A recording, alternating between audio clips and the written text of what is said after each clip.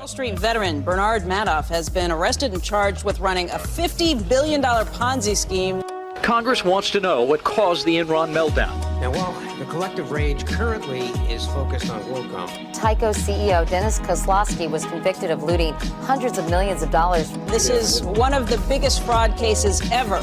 Their president's a crook. Well, I'm not a crook. Find out more on this week's episode of White Collars, Red Hands. The 1980s were a time of excess. As the economy boomed in the post-Vietnam War era, everything was getting bigger, from hair to bank accounts. In addition to this, Reaganomics gave large tax cuts to the wealthy and deregulated many industries, which created a complete Wild West mentality of corporate America. This deregulation led directly to many shady practices throughout numerous markets. One of those was energy, which led to the rise and eventual downfall of Enron. And on the investment side, it was also the best of times. When money is flowing, no one really pays attention to if those making the profit are playing by the rules, because everyone is just having a good time. And that is why the 1980s are considered the decade of greed, as Wall Street became filled with wild characters who would do anything to make a buck. One of these characters was Ivan Boesky, a King Charles lookalike that came from nothing to being one of the richest men on the planet in just about 5 years. He seems to have impeccable talent for winning every hand dealt to him when he started trading. But as it turns out, the deck might have been stacked the whole time, and Ivan still had some aces up his sleeve. Damn, what an unfortunate lookalike. He looks like, just like a tall, old, sickly British man. So King Charles. King Charles.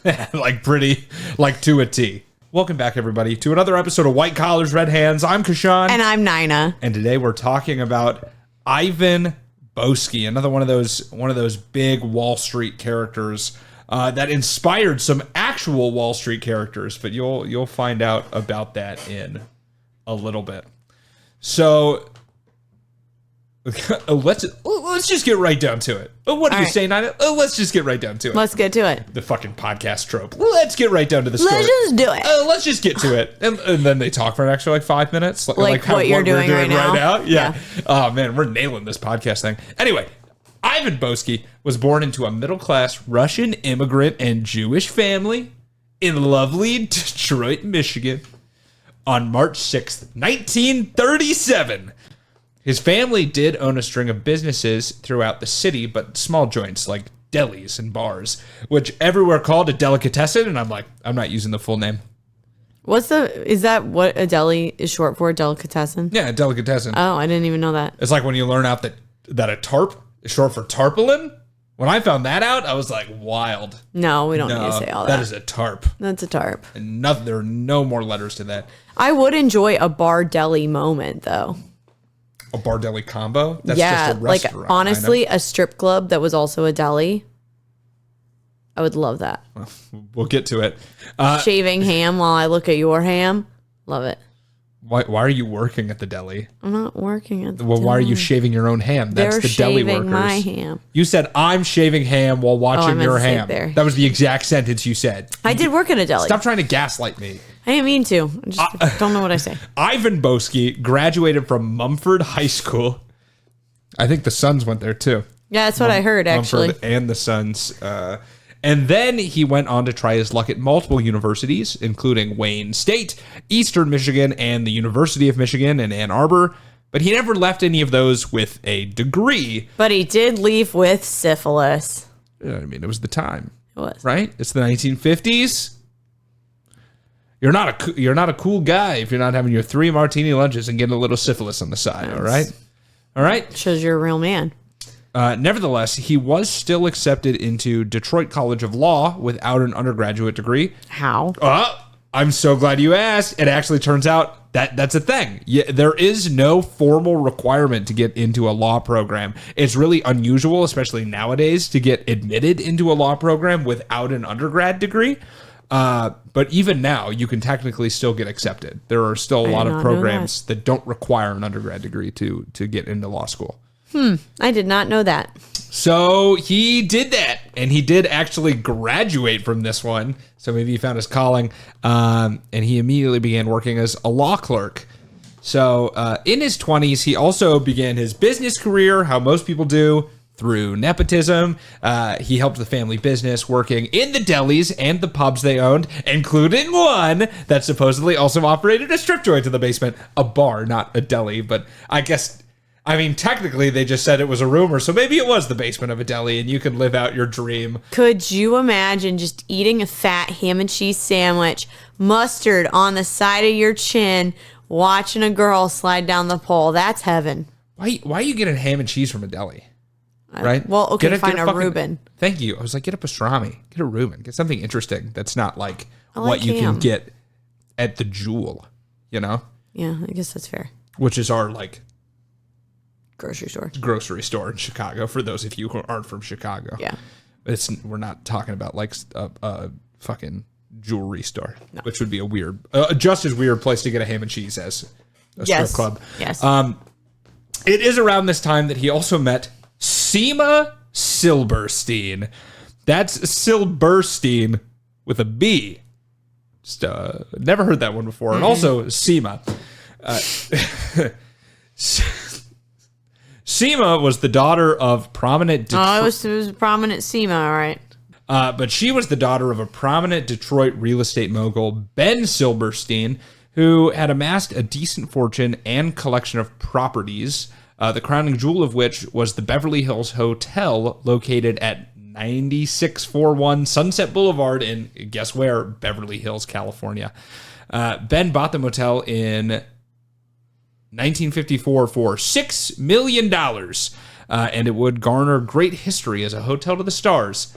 Fun fact, the Eagles' song, Hotel California, is inspired by the Beverly Hills Hotel, and the album cover, which also has the name Hotel California, has a picture of it on their album. So Boesky married into the family that owns that hotel for whatever that's worth. You have a little fun fact now. Ivan would go on to marry the young Silberstein woman at the age of 25 in 1962. And you're probably thinking that Ivan married a woman with such a lovely name as Seema, because he was deeply in love with her. Many people, though, including Boesky's own father, would disagree with you and say that he married her for purely financial reasons. She also kind of looks like someone like sewed a face on her, like how the Joker did in the new 52 Batman comics, and where he stapled his own face back on. She kind of looks like that. But I can only find pictures when she's older, so she might have just got some really bad nip tucks. Yeah. You know, but whatever.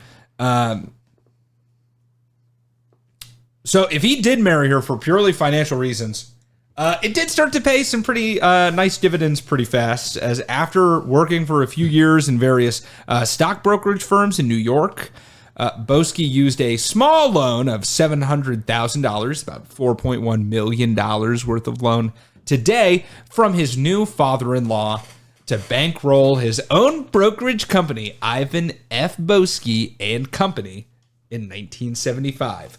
Which is a terrible sequel to Oliver and Company. It is. Billy Joel didn't write the music for this one, so it's just, it was a flop. Yeah, it fell flat on its face.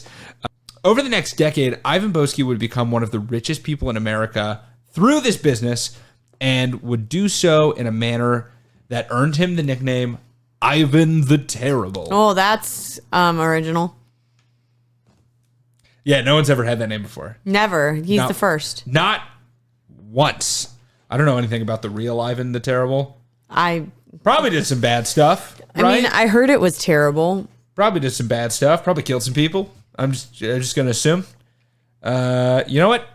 Us here at White Collars Red Hands, we're going to take the very bold stance of saying we don't side with Ivan the Terrible. Not here, not on this podcast. Ivan the Terrible is officially canceled. Oh yeah. All right, and you heard it here first. You heard it here. Run to Twitter and please make cancel Ivan the Terrible trending as quickly as possible. It's not even Twitter anymore. That's how in the know we are. Boesky made his money as an arbitrageur. And you're probably wondering, what the hell is that? Unless, of course, you are a previous listener and or just a little smart cookie. Well, I do this podcast and I forget what it is. Well, for those of you who aren't a little smart cookie, like Nina here, you're like a dumb bagel. Yeah. Thought you were gonna call me a dumb bitch. Oh no! I would. A dumb bagel's better. I would only think that. I'd never say that to your face. I appreciate that. Thank you. You're very welcome. For those of you who aren't, arbitrage is the buying of an investment in one market and the selling of it in another to exploit market inconsistencies. Yes. Okay. One example from previous episodes of ours would be Sam Bankman-Fried, who originally amassed a lot of his money by exploiting a slight difference in the price of crypto in America, and I believe it was China, and would buy large volumes at moderately cheaper in one market to sell them in another for a profit. Ivan Boesky did something similar, but within the same market. I feel like arbitrage is a very loose term here because he would basically buy securities of companies in large volumes and bet that the price was going to rise in the near future, which just kind of sounds like stocks to me. So if someone knows the actual difference, then just let me know. But usually because they were on the verge of potentially getting acquired. Like there was takeovers were really popular in the 1980s, like hostile takeovers, corporate takeovers, and a lot of mergers going on. So he's basically buying stock, betting on one of those to happen. If the company did get acquired or merge with another company, the price of its stock would rise, maybe not exponentially, but enough, and Boesky would make a hefty profit based on the volume that he had bought.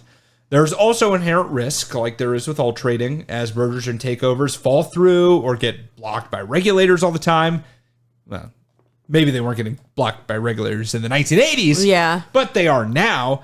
But still, Boesky quickly proved that he could be a savvy trader and also blamed it all on his ability to do his due diligence to know more than anyone else in the world about companies and about potential trades.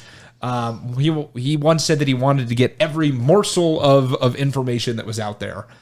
And those close to him said that he was a workaholic. He only slept about 4 hours every night. He drank copious amounts of coffee, which he called like vampire fuel or something crazy like that. This is my vampire fuel. Give me my vampire fuel. It's not that, but it's something very similar. What's that one coffee that's super potent? Oh, the Oleato, the one that makes you shit yourself? I don't think it's called that. No, that's the Starbucks. They just released one. Oh, the one with olive oil? Yeah, and olive oil will make you poop, and coffee makes you poop. So I guess putting it together is like a double enema. Yeah, so it's like a coffee enema. So if you're constipated, you go out and get an Oleato because supposedly it'll grease your insides. No, there's a coffee that has like 4 times the amount of caffeine in it. Espresso? No. You're talking about Death Wish coffee, the strongest coffee on the planet? And that's what he would drink. That's his vampire juice. Yo, my old roommate would only drink that, and that man's gonna die. It's not good for you. Early. But yes, that was his vampire juice, whatever the hell we called it. And also, he had his ear to the ground to get as much information as possible. There's a popular myth that we are never more than 3 feet away from a spider at any given time. I'm a black widow. Okay. You have to get married first to be a black widow. Maybe I have been married and I just ate my husband's and you don't know it. That's not what a black widow is. That's a cannibal. What are you talking about? That's just, you can just kill them. You don't have to eat them. Jesus. They're tasty. Doesn't the black widow spider eat her husbands? Yeah, for sure. I think a lot of bugs do that. So, yeah. Yeah. Praying mantis, I think, is the most famous example. But yeah, I think black widows do it too. I don't know. Anyway, that's wrong. You're not always 3 feet away from a spider, maybe on average, but that's a terrible way to do statistics. What was true, though, is that Ivan Boesky was like this, but with telephones. This is in the 1980s. So, right now, you're used to always having a phone on you and being able to call anyone, ever, whatever. Back then, you were not 3 feet near a phone hardly at all. No, and like conference calls and stuff. It's crazy. He literally had at his desk, he had like 3 or 4 phones that was attached to a switchboard that could hold 300 calls at a time. Whoa. There's a famous picture of him holding like 2 phones, one in each hand, and also one like cradled in between his shoulder and his ear. Was he actually talking to 3 people at once? Or yeah, supposedly he'd literally be talking to someone, like hang up and like get someone else on the line while talking to someone else, and just this whole switchboard would be like lit up like a Christmas tree, and he would just be like talking to a bunch of people all at the same time. Seems counterproductive. Yeah, I'm about to say, I was like, I mean, I don't know, maybe it's the ADHD, but I couldn't remember shit. Like, if I get to another phone call, I forget what you just told me on the first one. So, like, if I can't write it down, I'm fucked.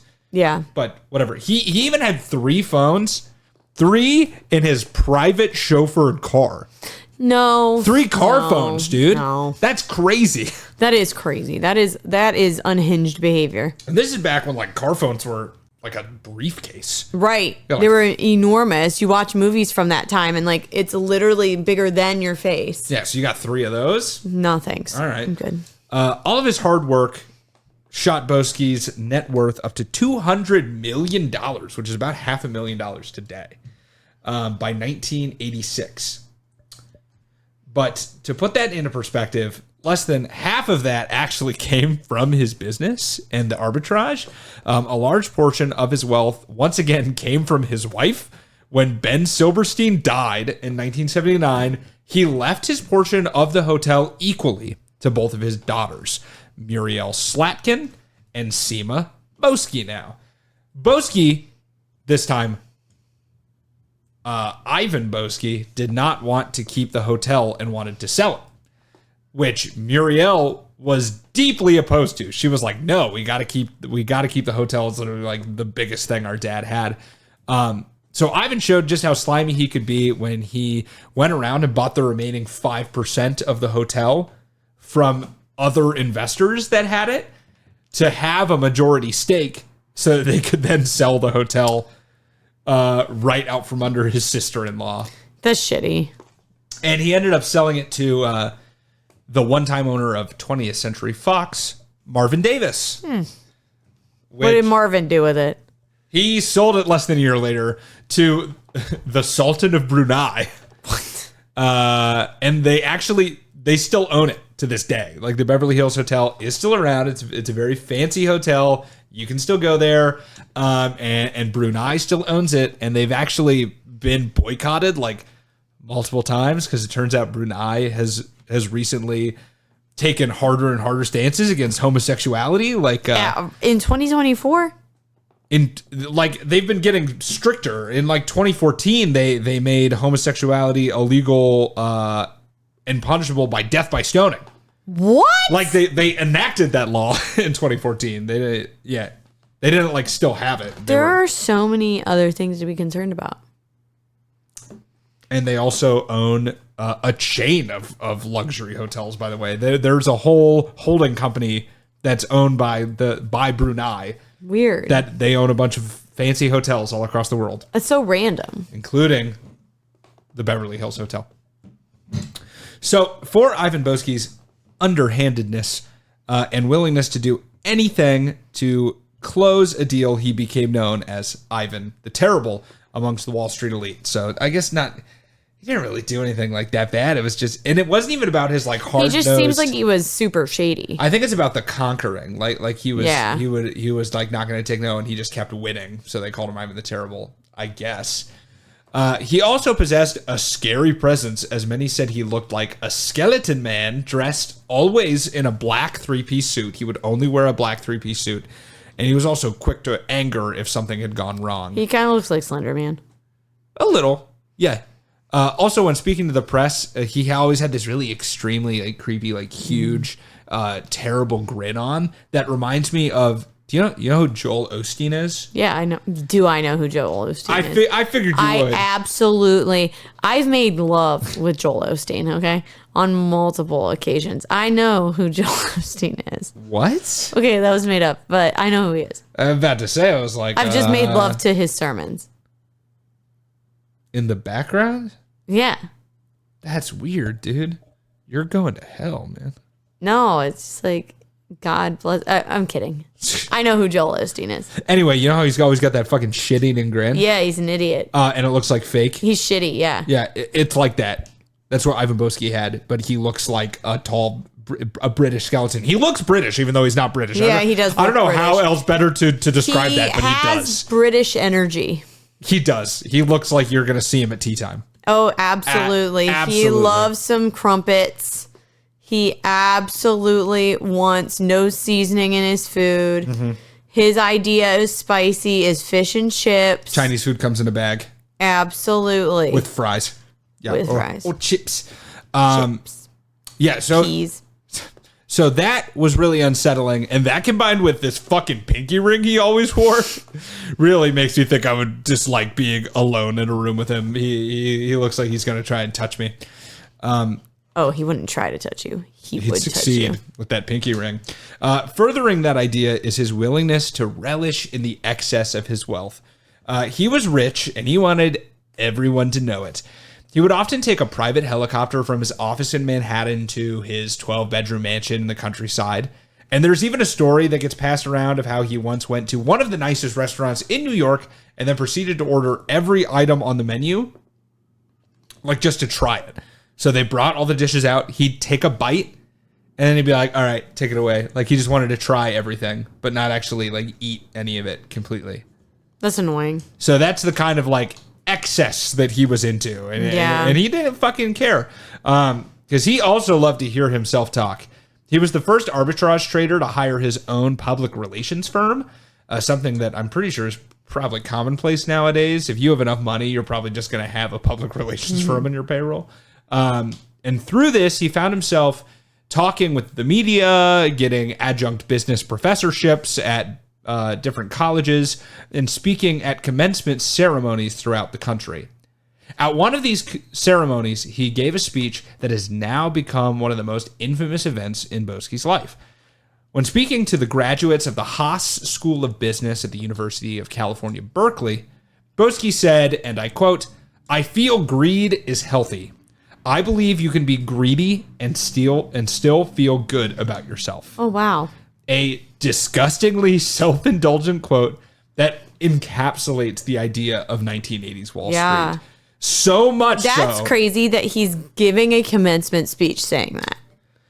And that was, so that's like the famous quote. That was like the whole speech was basically about that, about how greed is good for the economy and for people.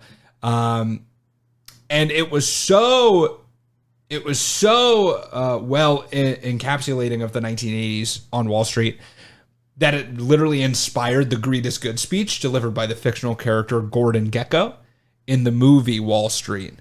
I don't know if you've seen it, but there was a famous part where he goes up and he said, "Greed, for the lack of a better term, is good."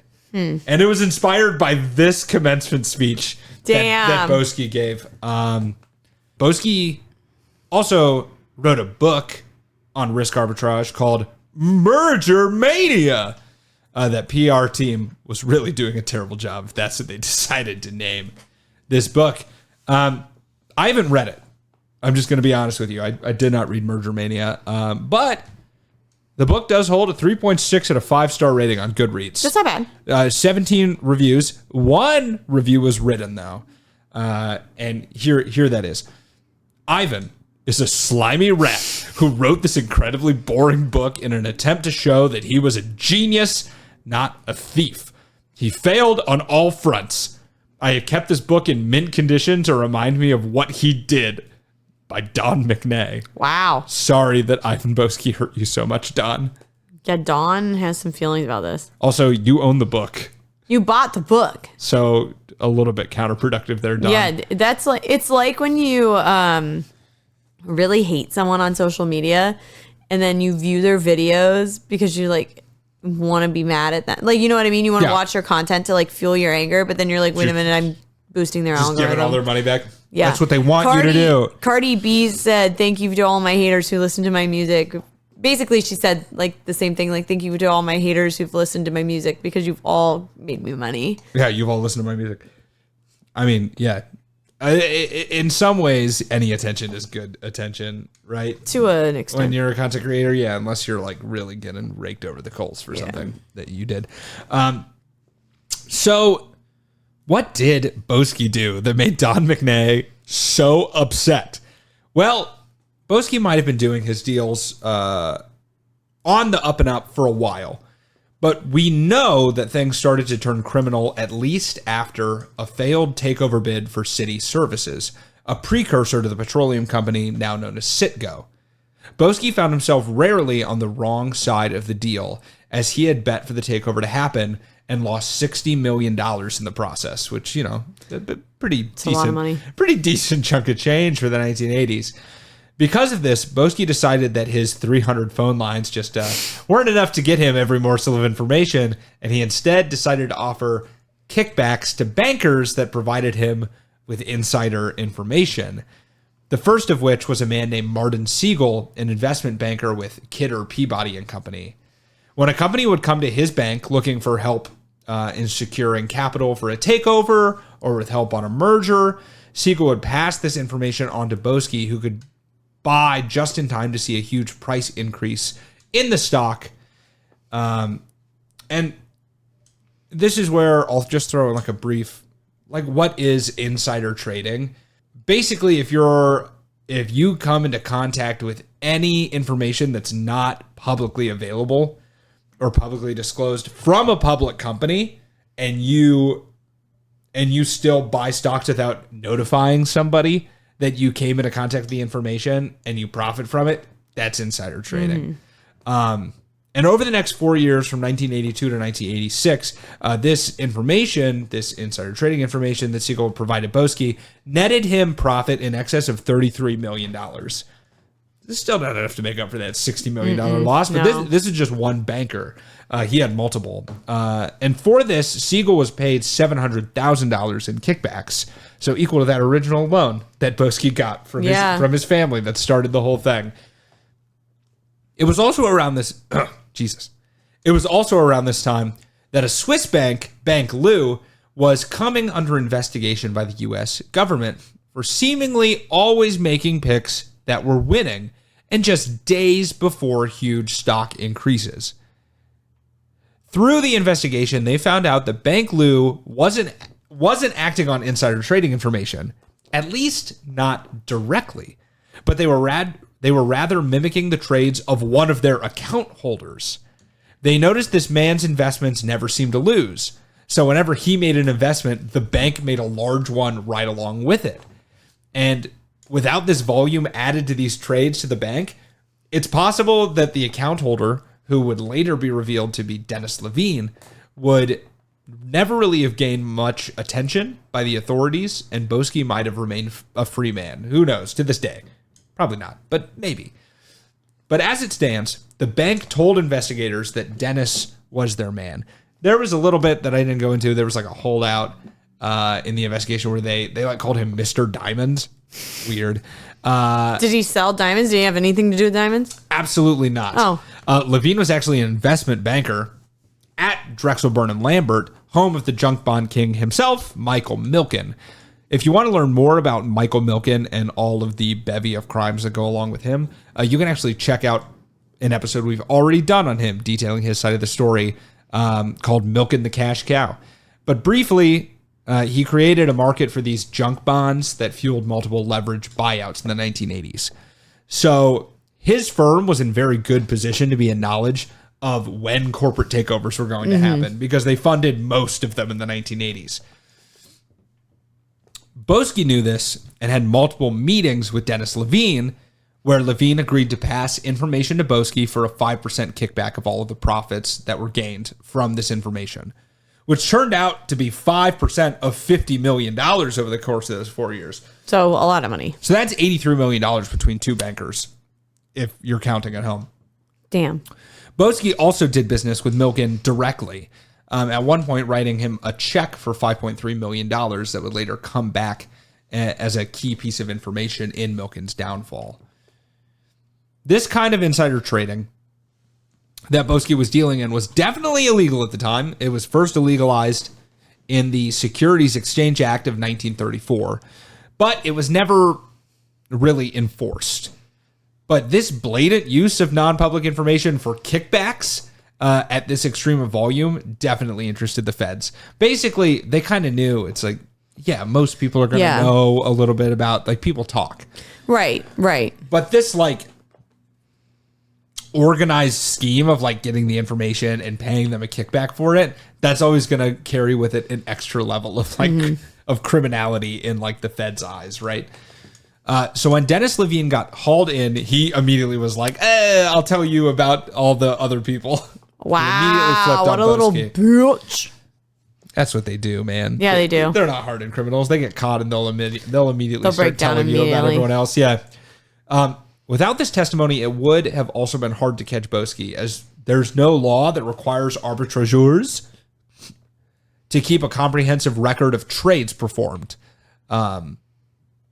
So it just would have been difficult to really understand when, how, and why he was making his money.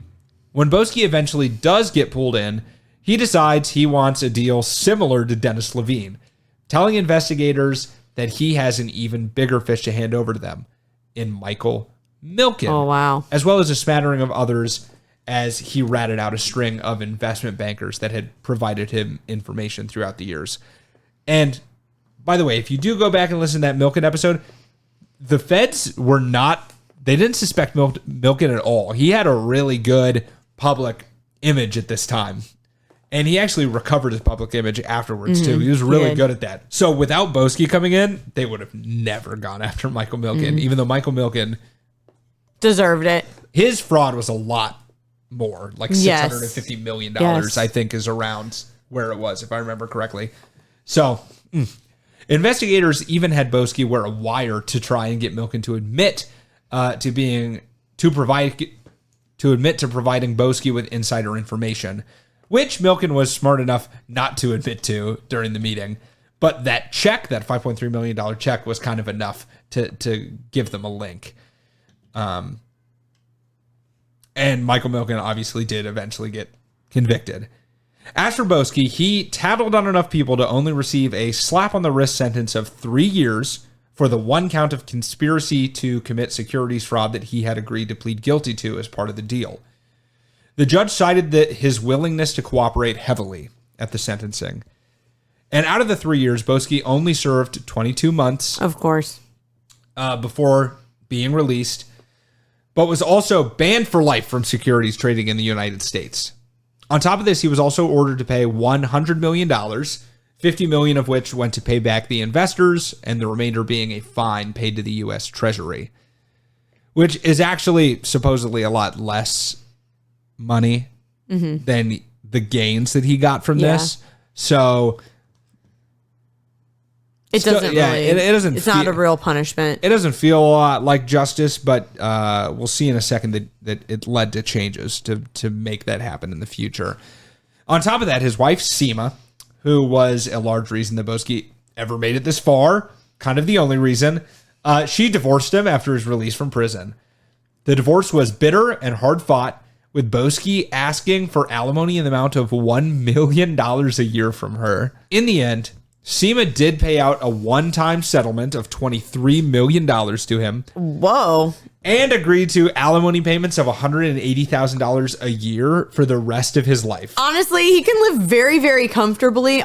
Even today, like, I know that $180,000 today is not the same as it was in the 80s, but you can still live pretty damn comfortably on $180,000 a year, plus a lump sum of $23 million. I need to marry a rich man and get divorced. Wait, isn't the median salary in America something like $70,000? Yes. So this is like more than double the median. It. Yeah.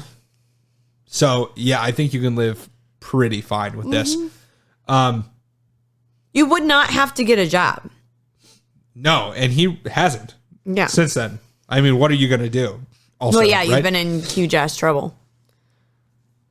Like, if you don't need to, you're not going to go fucking work at a Barnes & Noble. No, there's no reason to. Boesky has since remarried and has lived in quiet anonymity to this day.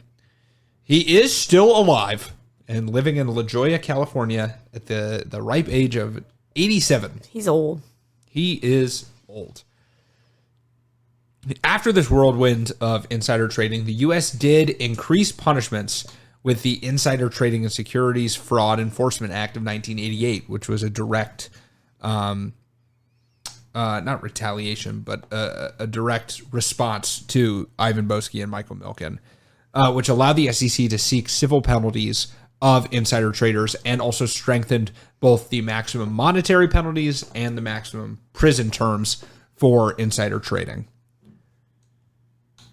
So Ivan Boesky was the first in a long line of people who have exploited insider trading to reap ill-gotten gains. When it comes to the market, though, it seems difficult to prosecute this kind of crime. Rich people, they hang out at the same rich people parties together, sharing caviar and killing a man for sport. So, of course, they're going to bring up the workings of their companies, even if they aren't supposed to. This in itself is gross and indicative of the morals of America. But Boesky took it to a new level by not only profiting off of it, but setting up many crime syndicates of bankers to trade information through kickbacks. He may have gotten a slap on the wrist, but at least we can sleep a little more peacefully knowing that this incident made it harder for others after him. So sorry, Martha, you got Boesky'd. She sure did. She got Boesky'd. She sure did. Ivan Boesky walked so Martha Stewart could run to prison. Right into the jail cell. Right into the clink.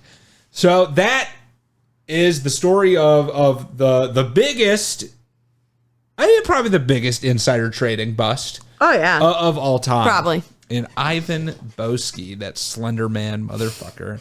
So thank you guys for listening. If you were tickled by today's episode, just absolutely tickled pink, then you can go ahead and you can show us. You can tickle us right back. All Please right? do not tickle me. No, you can tickle us right back over on our socials. You can tickle Kashan. Facebook.com/whitecollarsredhands. Send at tickled to us in a DM and we'll just laugh our little fucking heads off over here. You can also tickle us over at Instagram, whitecollars_redhands. Tickle us over on X at whitecollarspod. You can tickle us on TikTok, Tickle Talk, at White Collars Red Hands. You can also support us for free by writing a review. If you want to leave a review with words, you can write #tickled in the review if you'd like. But that's only going to be on Apple Podcasts. Can you put it down in words? You can give us stars, and we'll take a 5-star review as a hint that you were trying to tickle us on any of the other services, but especially on Spotify. It's the second biggest one, so please do it there. If you want to get a hold of us, you can also do so through our website. You can go to the contact form there on whitecollarsredhands.com. That sends it straight to our email, so feel free to send it directly. Hey, I want to tickle you to whitecollarsredhands@gmail.com. And while you're over there, why don't you get comfy while you're giving us a little tickle too? You get the bit's gone on so long and it's gonna keep going. I will not let it end. You could do so by getting a sweatshirt, White Collars Red Hands on it, and just one that looks so funny if you're wearing one and you're making Nina giggle by tickling her in her White Collars Red Hands merch. You can check that out on our website. The link says check out our merch, whitecollarsredhands.com. You really want to help us? Why don't you tell a friend? While tickling them. Thank you, Nina. Oh, I thought this bit was going to be one-sided the whole time. So through their little choked laughter, you can tell them to go and check out our newest episode. Anyway, I think I'm done. I think I've burnt all the fuel in this fire. So thank you so much. Get the fuck away from me. Don't make the bit real. Thank you so much for listening, and we'll see you next week on another episode of White Collars, Red Hands.